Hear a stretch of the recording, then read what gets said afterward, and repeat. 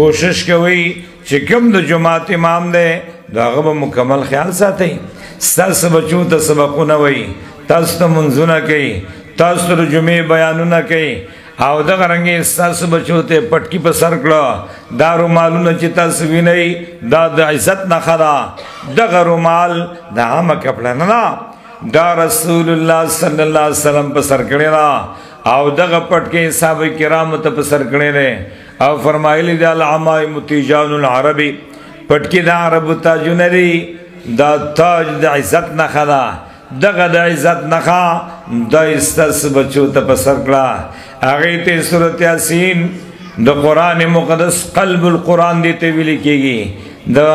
قرآن زړه دی دای باقاعده هغې ته ښودلی دی هغې یاد کړی دی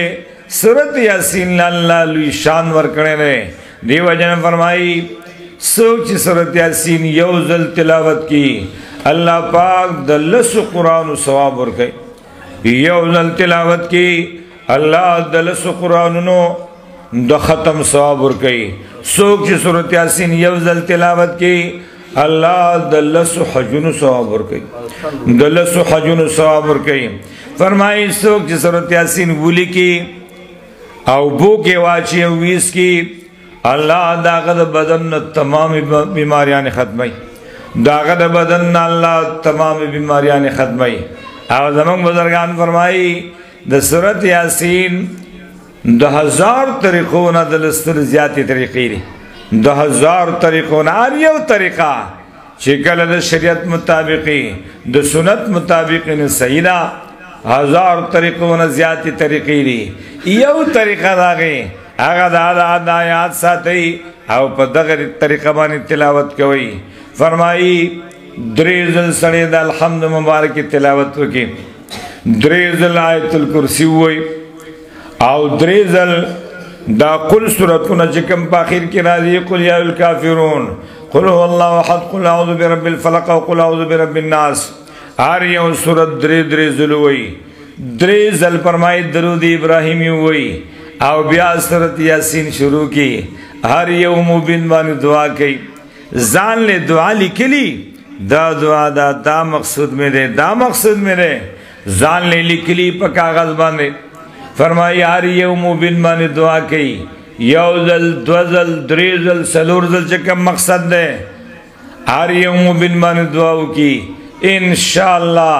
هفته کې نه دویم هفته کې درېمه کې نه دویمه کې نه درېمه اومه هفته پورې به ان شاء الله الله مقاصد ټول پوره کما دعا دا کم مقصود ده الله به تمام مقاصد پوره دغه عظیم صورت دغه بچو ته یاد کړی دی د رسول الله صلی الله علیه وسلم د بچو نمونه قاسم ده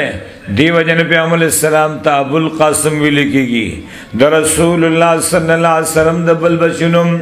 طیب او د بل نم طاهر ده بعض علماء وی دا یو نم ده بعض وی دا جدا جدا دي د بل نم عبد الله ده د بل نم ابراهیم ده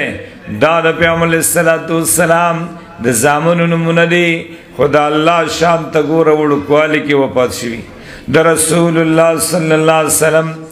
سلور لونه دي دا سلور واړه باقاعده واده شوی دي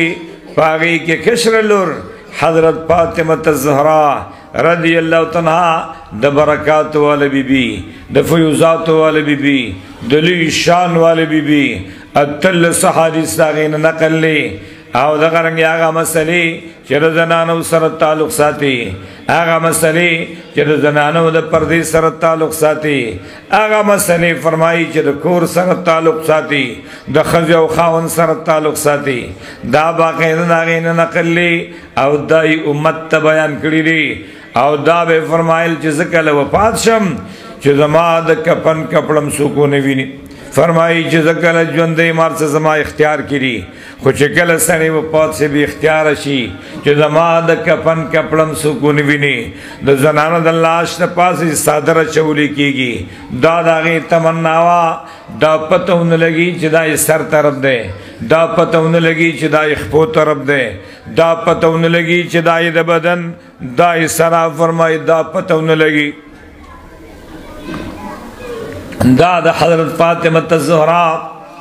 رضی اللہ تنہا زیادہ غی تمناوا فرمائی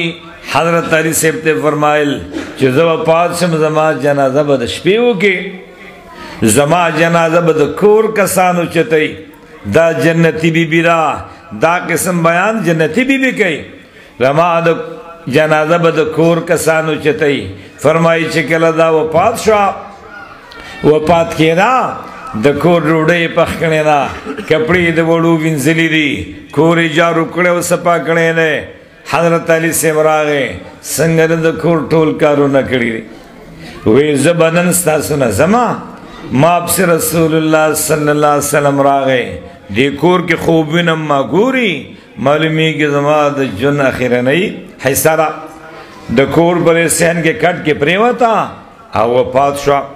فرمائی چې کله کټ مقبره ته وړه یو خپل حضرت علی سے بنیوا دوی مخفا حضرت حسن رضی اللہ عنہ دی وقتی عمر تکال لے خو زبردست تربیت کڑے درے مخفا حضرت حسین رضی اللہ عنہ دی وقتی تقریبا عمر وکال لے او د بلخ پہ سوک نشتا ابو ذر غفاری سے بنیوا دا جنتی بی بی دا او فرمائی دا جنت دا بی بیانو دا غی جن دے تیر کڑے لے او دا دا رسول اللہ صلی اللہ علیہ وسلم نیاد کرے رہے دغا زندگی زمان دی من رسول کے دا قوم بچو تا خود لکے گی دا علماء کرام جتا سمینائی اکثر منگ سر شرگل کے سبقون ویلی دی